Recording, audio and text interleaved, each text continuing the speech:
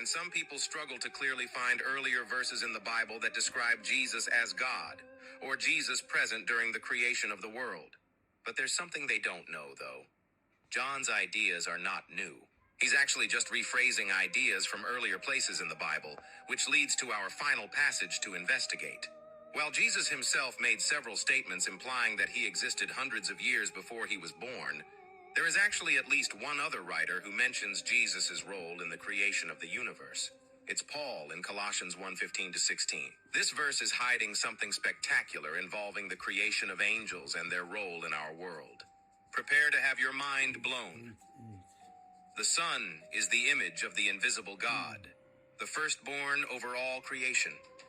For in him all things were created, things in heaven and on earth, visible and invisible, whether thrones or powers or rulers or authorities, all things have been created through him and for him. There's one takeaway here that's fairly obvious and another that is not. Here, Paul mentions Jesus' role in the creation of the universe, that the universe was created through Jesus.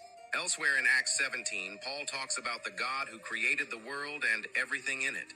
But here we see that to Paul, that God who created everything is Jesus, just like what John said.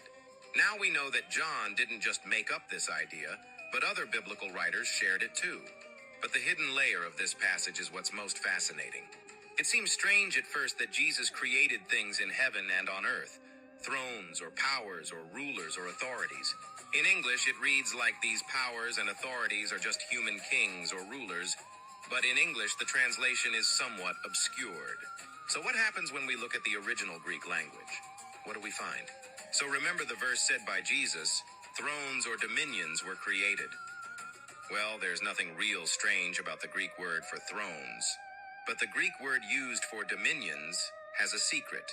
The Lunita Greek-English lexicon says, in general, the series of terms in Colossians 1:16 are understood as being cosmic powers, whether angelic or demonic, but it is possible that these terms should be understood in terms of human rulers.